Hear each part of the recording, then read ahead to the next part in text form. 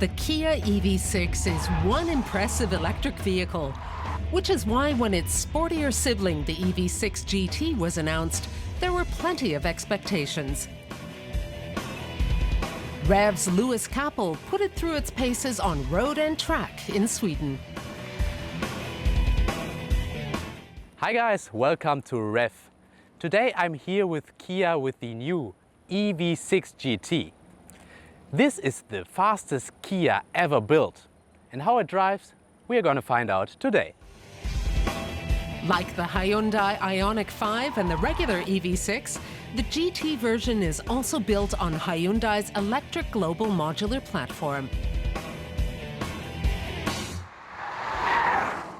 So now we are here on the racetrack, and I have to say, you can feel the 585 horsepower working in this Kia.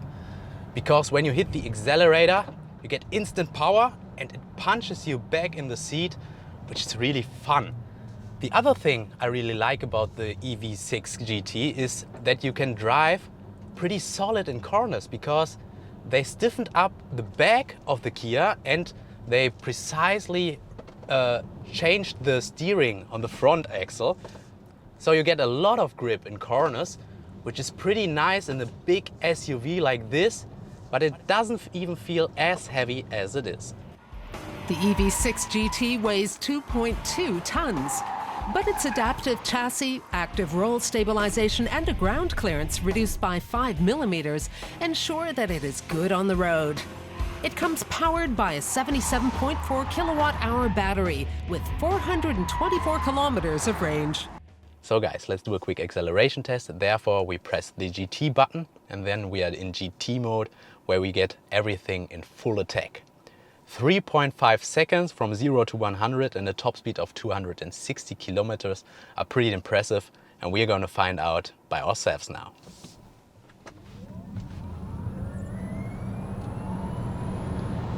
Oh yeah, that walks forward. I mean, it's under 3.5 seconds. I think it's about 3.2 seconds as they tested. And that is really impressive for me, for such a big and heavy SUV like the EV6 GT.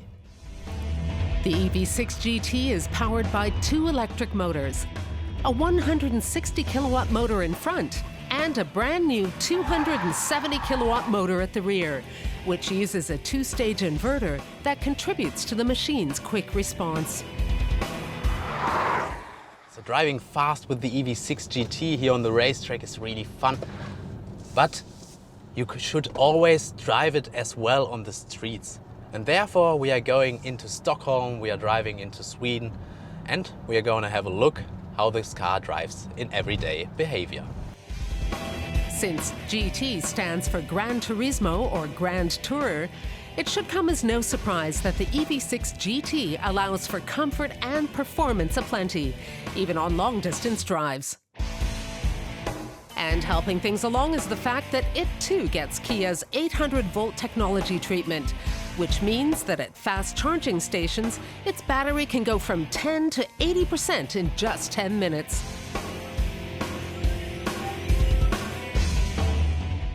So let's talk about the general driving impression. And I have to say, the Kia EV6 GT really drives comfortable and relaxing here on the streets.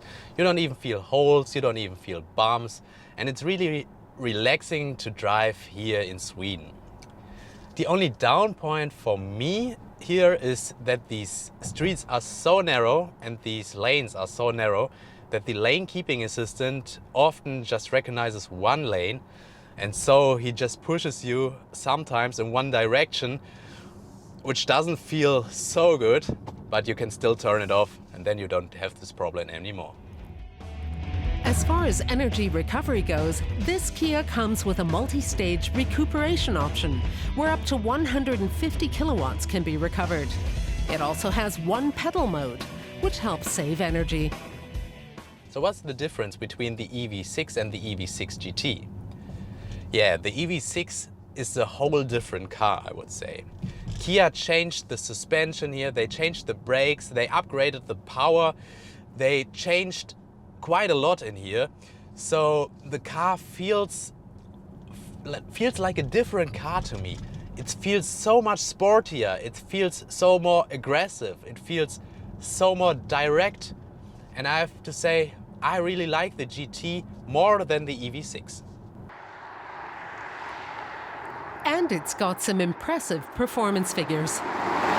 When we're talking about numbers like 3.5 seconds from 0 to 100 kilometers an hour, we are talking about figures like from a Porsche Taycan S, for example.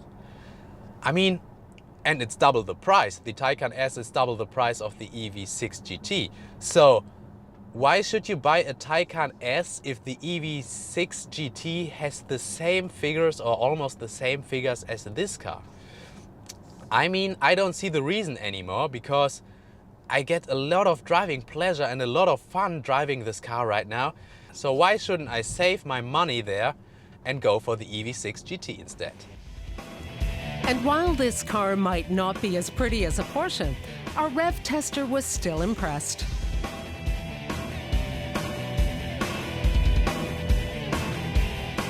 So let's talk about the design of the EV6. And I have to say, I really like it from the outside. I think it looks sporty, it looks good to me. And I really like the inside. I think it looks futuristic with these two digital displays right here and the infotainment with the quick touch response. I really like it. And the iToggle symbols, which you can change so you can operate while driving what you need. The EV6 GT consumes an average of 20.6 kilowatt hours. However, this consumption value increases significantly if you want to have a lot of fun in the Kia, like our tester today. Which means the harder you are on the accelerator, the faster the range drops. But in a machine this big on fun, it's pretty hard to resist mashing the pedal. So guys, now my final verdict to the Kia EV6 GT. I think it's a really fun car to drive. It's so powerful, but in the same way relaxing. And I think it's a good way Kia got this EV6 GT now, because it's not a EV6 anymore, it's a complete new car. Prices for the Kia EV6 GT start at around 70,000 euros in Germany. Worth it if you're looking to go electric and want to have a bit of fun behind the wheel. But keep in mind, a heavy right foot might see that range drop quickly if you're not careful.